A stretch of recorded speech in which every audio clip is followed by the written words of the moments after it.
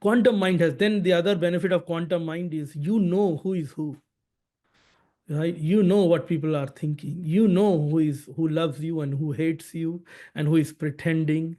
You don't go by what they say, what they do, how they appear. You would be a fool if you go by these external things. When once you have this quantum mind, you know what's really going on. It will very difficult to fool you. And the only time you can be fooled is when you allow, because you don't want, sometimes you don't want to be bothered. Let the fool you or try to fool you. You don't want to be bothered by these external things. So, and the third benefit is obviously manifestation. Look, I am sharing all this with you. It's not a lecture. You are like my friends. I am sharing with you. Why? Because by thinking, we don't think about the quantum mind. We don't, that's why we don't desire it. And that's why we have no passion or energy to do anything about it. So I'm sharing this with you as an activation for us to think about it, then to desire it, and then to become passionate and experience it. Now, it will make manifestation very fast. Why? Because time collapses in the quantum mind. Why does time collapse in the quantum mind? There are many ways of understanding it, but I'm going to give you two ways of understanding that. Time is created by movement of thoughts. Time is a perception. We perceive it through movement of thoughts.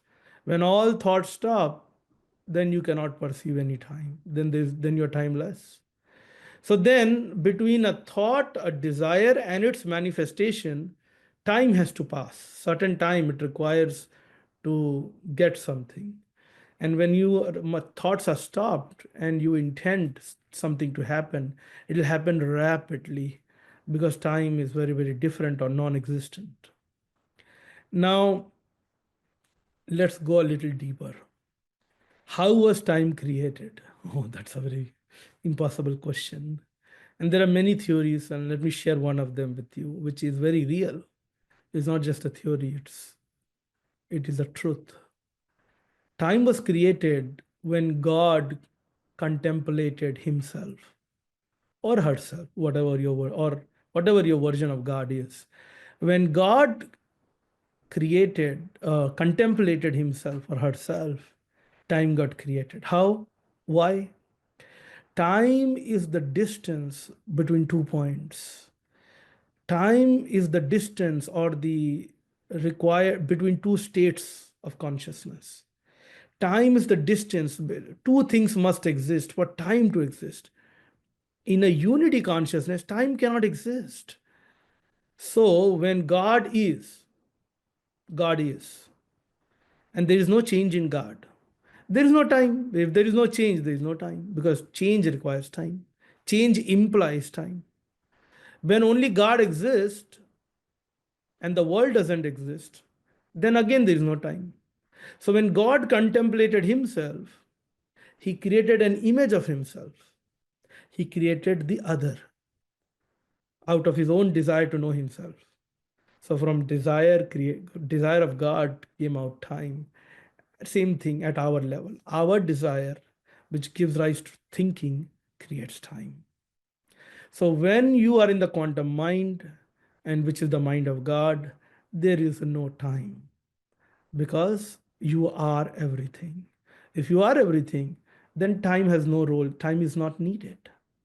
Time is needed if you exist and something other than you exist. Anyway, this is sounds very philosophical. It all has to be experienced in samadhi. Samadhi is the resolution of all conflicts, all problems, all distances, and becoming one with everything. Right? One day I was breaking my head. I said that, I was talking to Dr. Pillai and I said, I want to understand enlightenment. I really, really, really want to understand it. But I'm not able to. And he said to me, you cannot manufacture enlightenment. It's a gift. It has to be given to you, you know. And that's one of my mistakes. Many, many times in my life, I thought if I meditate 18 hours a day or 20, or if you meditate a long hours a day, you can get it.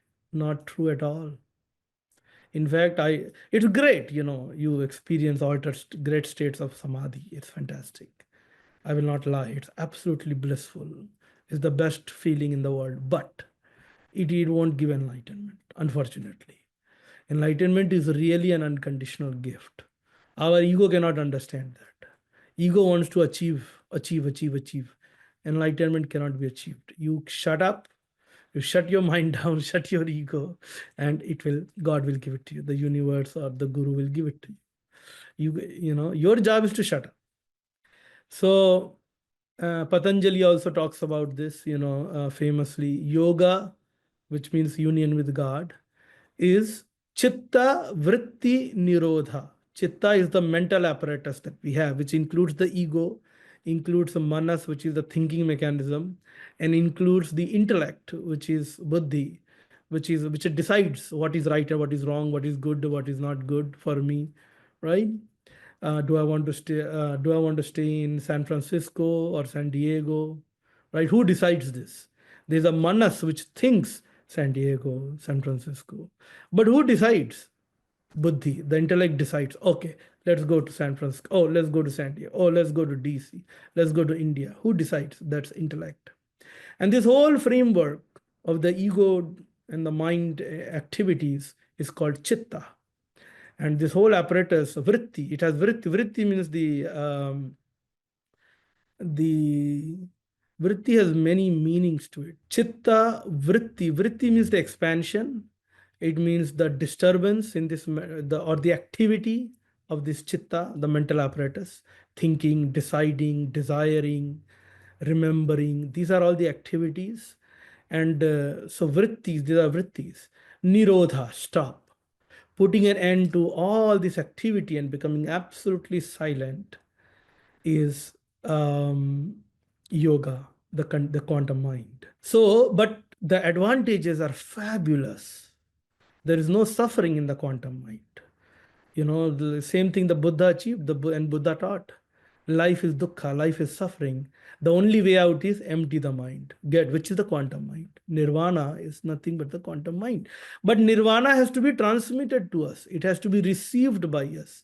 It cannot be practiced. That is a need. There are people practicing for many lifetimes. And practice is part of it, but it is only a preparation to receive.